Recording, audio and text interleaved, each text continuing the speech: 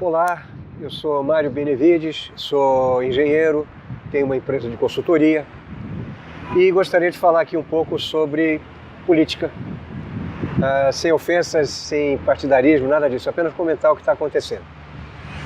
Há dois candidatos para a presidência da República, um deles é de um partido conservador e o outro é de um partido que teve a sua imagem manchada por episódios recentes. Sobre essa questão, o que eu penso é o seguinte: há instituições que são duradouras e que passam por momentos ruins, que em determinados momentos da sua vida são ocupadas por pessoas gananciosas, incorretas e assim por diante. Mas as instituições resistem a isso e resgatam a história, seus ideais do início. Eu acredito nisso em relação a qualquer desses partidos mais tradicionais que nós temos no Brasil. E o outro partido, então, é um partido mais conservador. Bom, quais são as propostas para educação, saúde e segurança e economia dessas duas linhas que temos aí? Em matéria de educação, um candidato defende a militarização de escolas.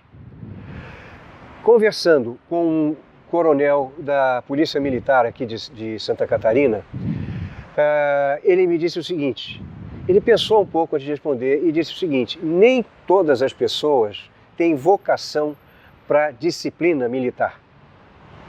Não necessariamente a disciplina militar é que vai tornar as nossas escolas mais respeitosas. São outras questões que têm que ser trabalhadas, não só na escola, mas fora dela também. Um outro projeto de educação que existe é de um antropólogo já falecido, chamado Darcy Ribeiro, que criou escolas em tempo integral. Qual é a ideia dele?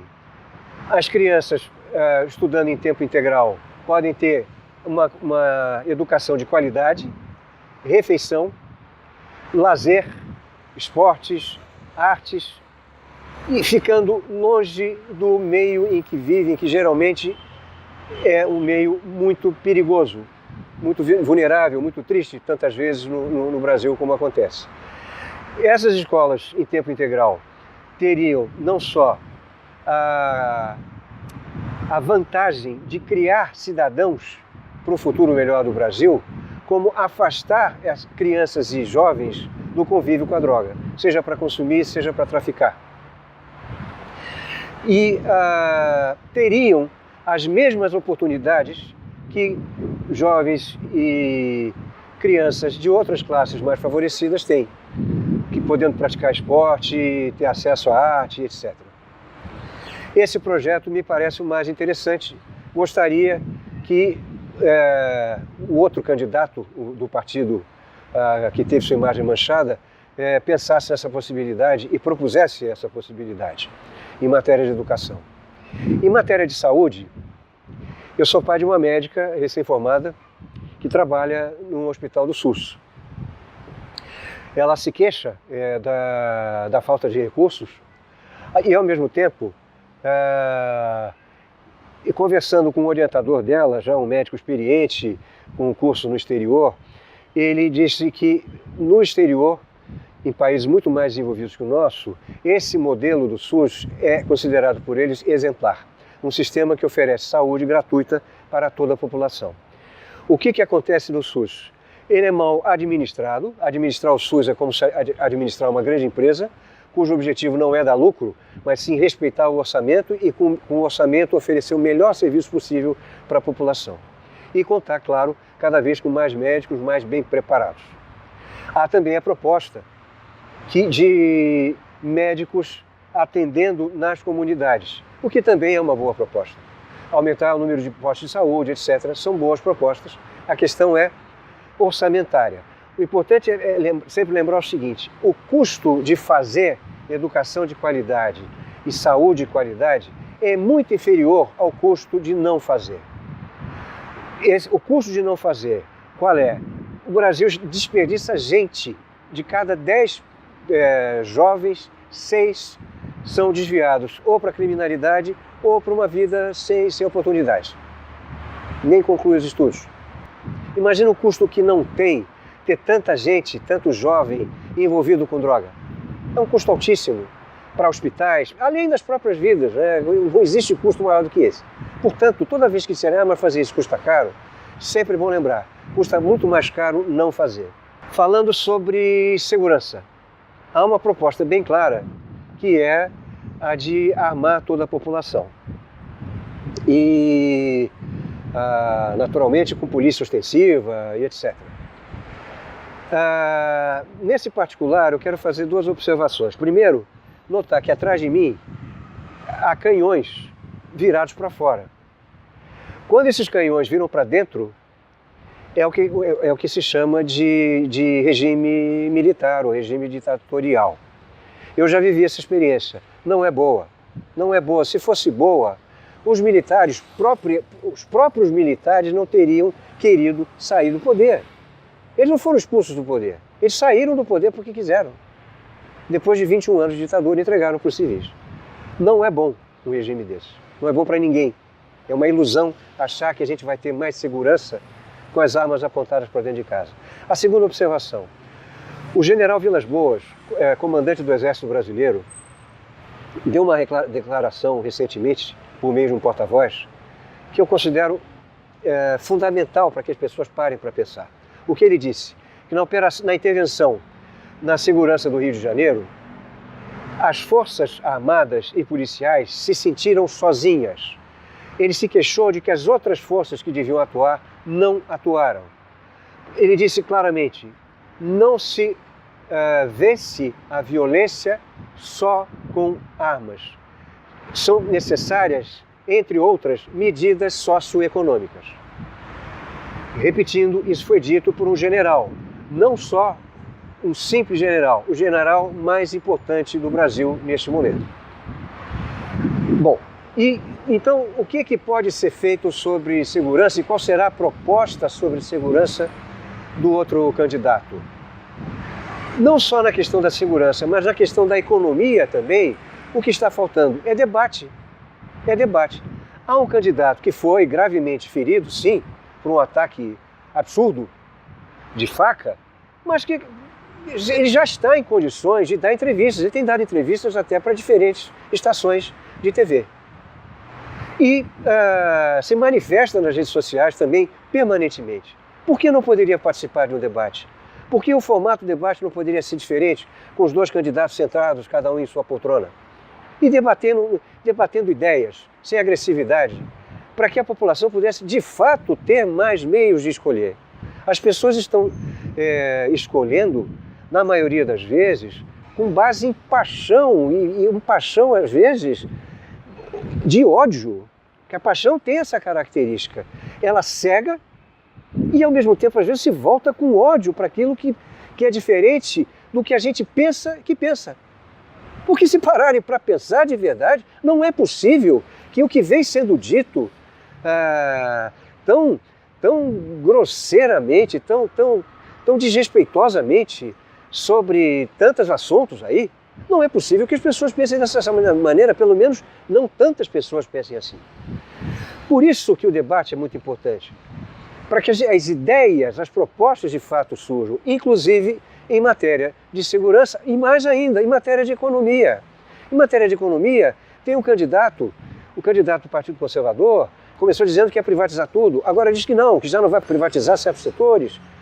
E os analistas de mercado, empresários, já não sabem o que vai acontecer, qual é a segurança disso.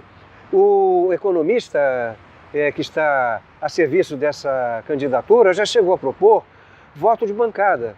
O que é voto de bancada? O Congresso tem bancadas de partidos e bancadas temáticas, como bancada ruralista, bancadas religiosas, a bancada da bala. E o que é voto de bancada?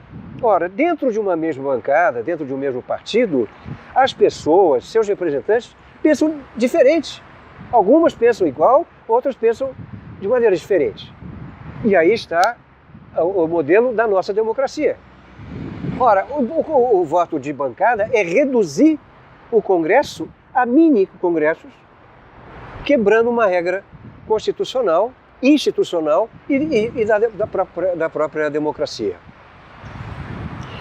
Essa é uma particularidade também dessa candidatura.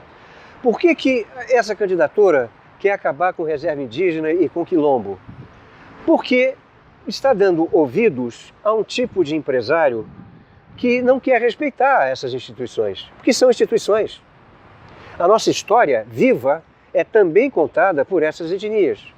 Já vimos o Museu Nacional pegar fogo, perdemos parte da nossa história morta. Acabar com essas reservas é acabar com parte da nossa história viva.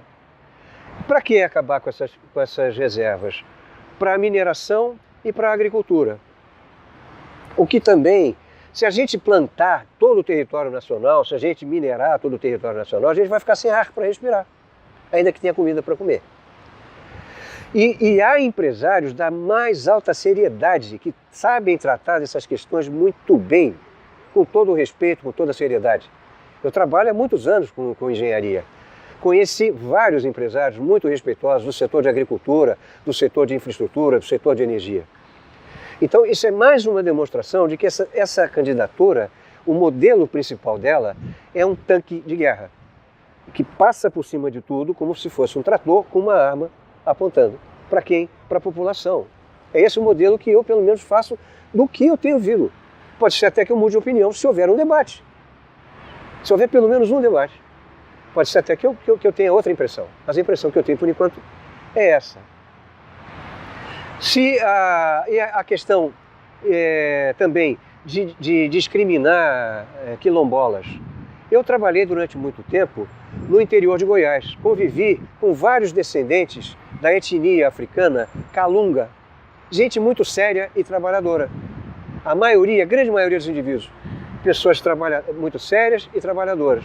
Que quando apareciam na prefeitura, isso quem me contou foi o prefeito da época, quando apareciam na prefeitura para pedir alguma coisa, era arame para fazer tela para proteção dos seus animaizinhos e das suas plantações. De modo que essa característica também de generalizar, preconceituar, discriminar, isso não é só contra a lei, isso é contra o nosso espírito de brasileiros. Ora, nós somos multirraciais, nós aprendemos a conviver com as nossas diferenças. Vamos voltar agora no tempo, no passado, vamos agora de fato discriminar por cor da pele, por outras características? Ora, isso é um absurdo, é mais um absurdo.